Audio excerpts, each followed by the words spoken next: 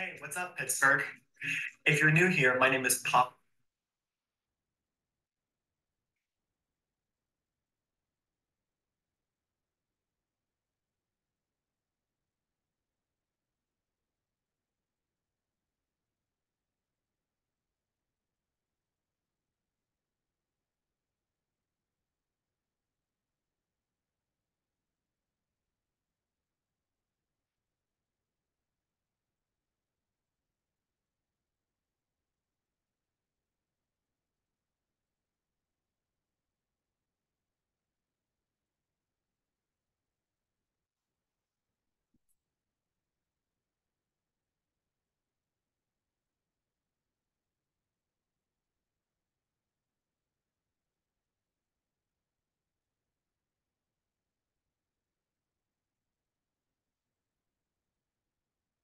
Mhm.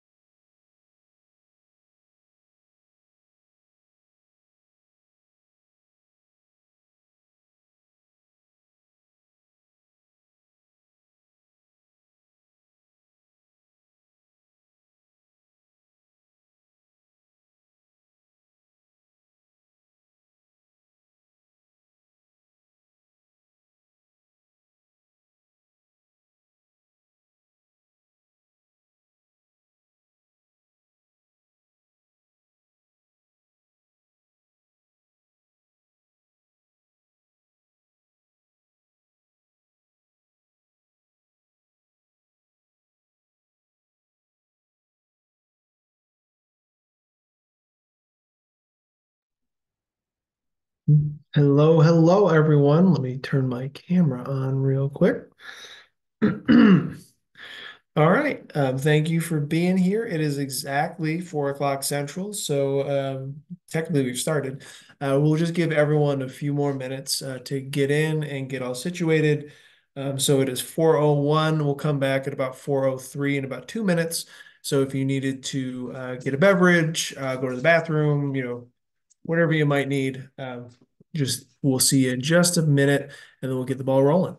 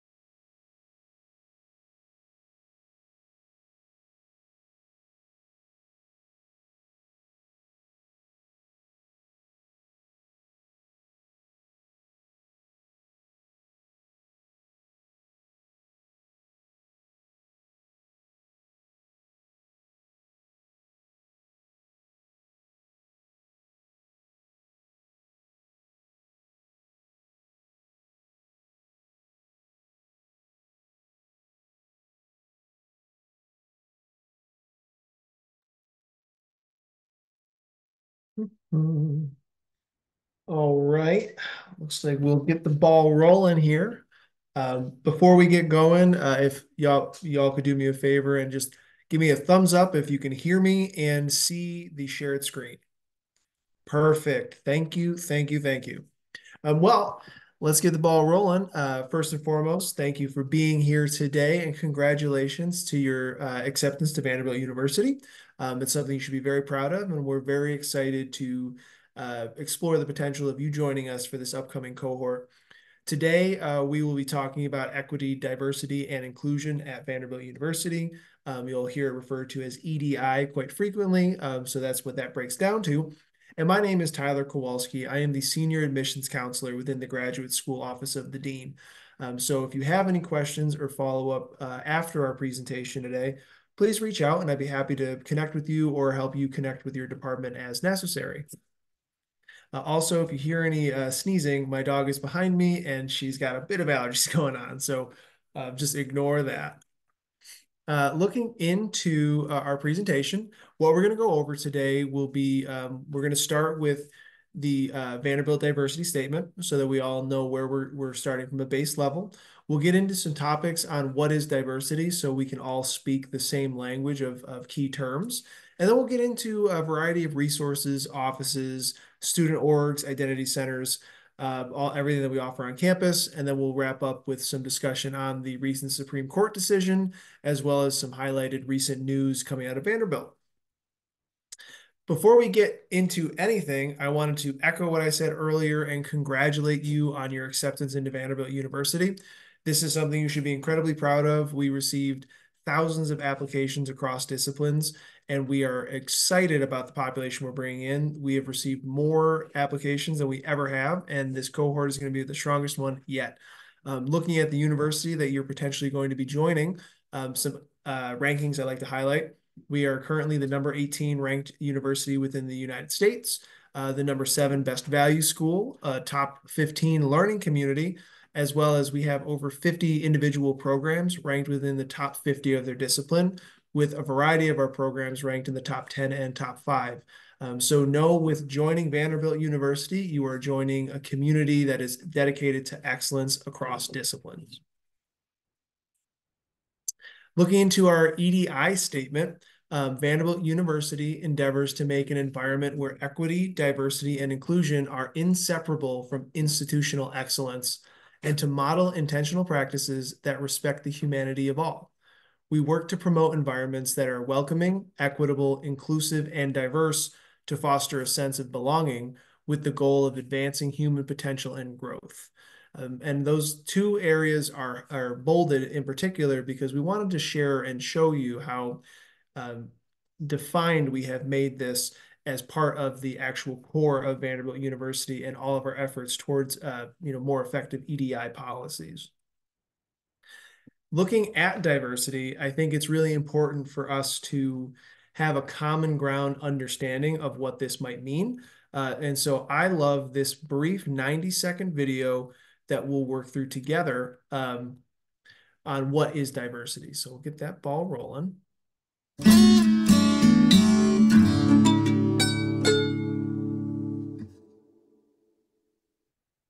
Let's take a look at diversity. Scholars and practitioners have identified the term diversity in a variety of ways. While narrow definitions mainly focus on race, gender, and so on, broad or expansive definitions tend to look at both visible and non-visible characteristics and differences in individuals. This includes the traditional categories of race and gender, but also people with disabilities, gender and sexual orientation, and other non-traditional categories such as diversity of thought.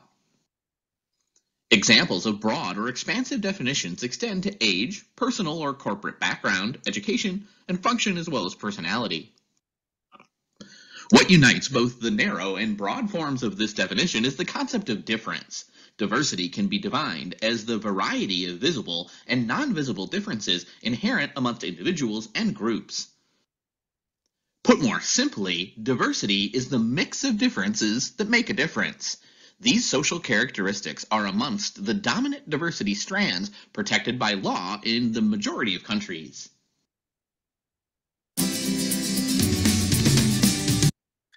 I really like that video, not only because it's very short and to the point, but it also gives you a really good sense of how we interpret diversity across the board. We try and take a very broad perspective so that we can benefit the widest range of individuals across as many different groups as possible. Ooh, there we go.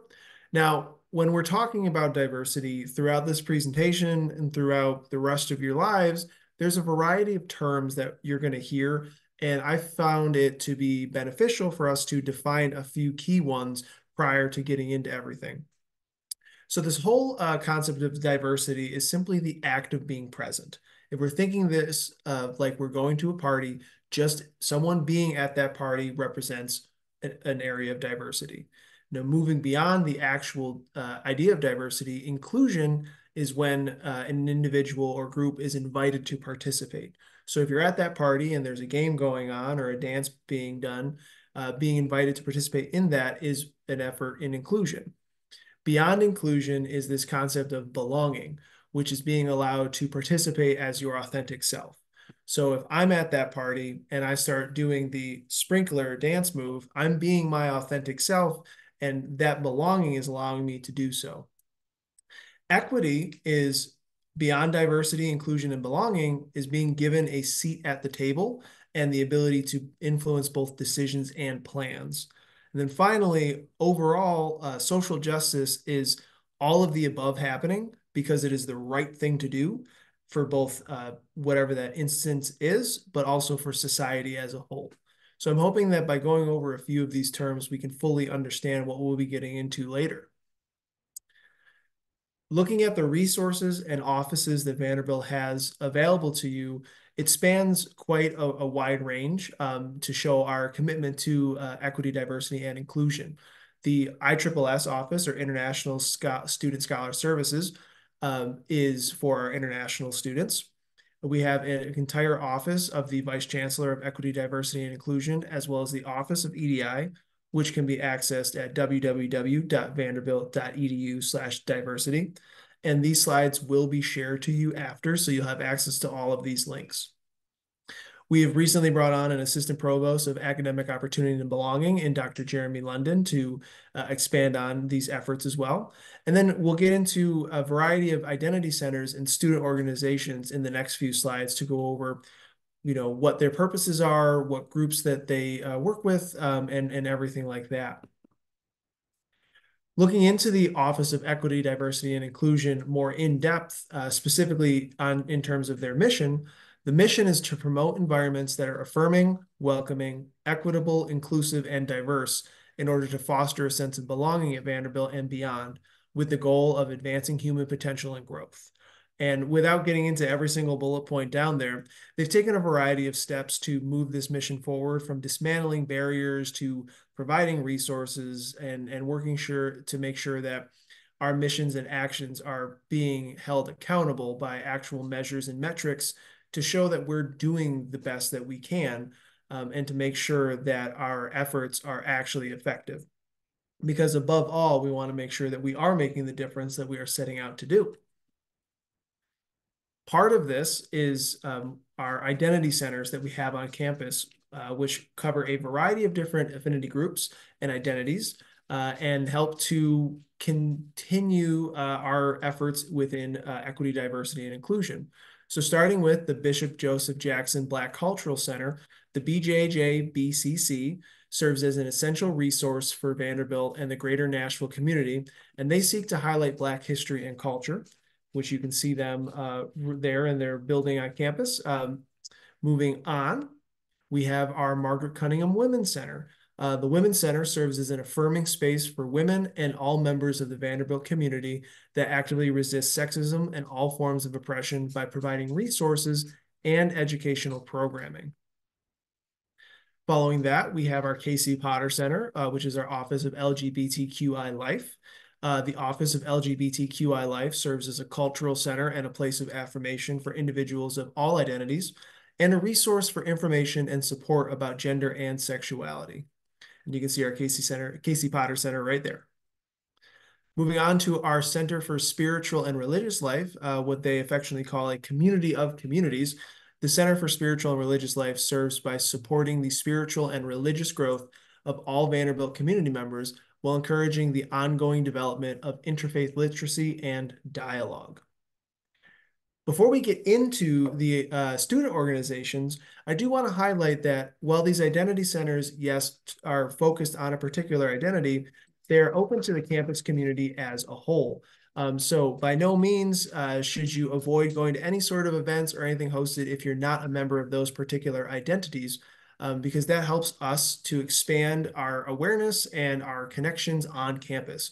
So I would highly recommend involving yourself with as many of the identity centers as you possibly can, because that's a great way to build your community. Beyond the identity centers, we have a variety of student organizations that operate on campus on this topic of equity, diversity, and inclusion. Now, these are just some of our more popular and prominent ones. However, beyond this, there's a variety of other organizations.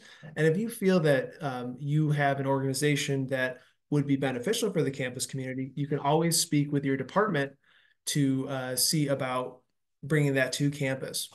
We offer the Organization of Black Graduate and Professional Students, OG-BAPS, SACNAS, which is the Society for Advancement of Hispanics and Chicanos and Native Americans in Science, NOBISHE, which is the National Organization for the Professional Advancement of Black Chemists and Chemical Engineers, SOMOS VU, Asian and Pacific Islanders, and Indigenous VU for our Indigenous population. We also take a very expansive view of diversity, harkening back to that broad description that we talked about previously. And we look into a variety of other identity initiatives to make sure that regardless of someone's background, we have means to support them in the best way possible. So looking at the ways that we've expanded this concept of diversity, we have Persist VU for low-income students, Network First Gen, pretty self-explanatory for our first-generation college student population. Inclusivity, focusing on our students with disabilities, both visible and invisible.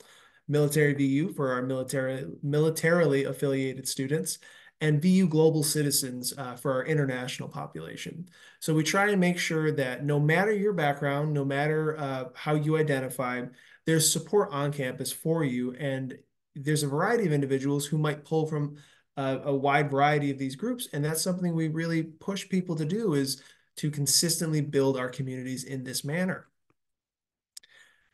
Within recent news, you've probably seen the Supreme Court decision on SFFA, or Students for Fair Admissions, particularly in the focus of race-based admissions. Now, I feel like it's important on the topic of EDI to discuss our response to this and everything on that nature. In terms of Vanderbilt's plan, we're very happy to say that our policies and procedures have always focused on this concept of holistic review of candidates, meaning that we don't look at one piece of information to tell us everything about someone. We look at all aspects of information that you provide in that application to help bring the best members to this community. Looking at this, we're really happy that we were operating largely within the guidelines set forth by the Department of Education, as well as the Supreme Court. And we've gone so far as to take a variety of additional steps to make sure that we are operating well within the purview of what is expected of us, while also making efforts to increase our diversity. These additional steps include creating a task force inclusive of graduate school and university leadership, as well as a variety of campus partners to address our response to the decision, as well as host a variety of trainings. We've gone ahead and suppressed all race data in applications, and it is completely inaccessible to reviewers throughout the entire review process. So that is fully suppressed and not available.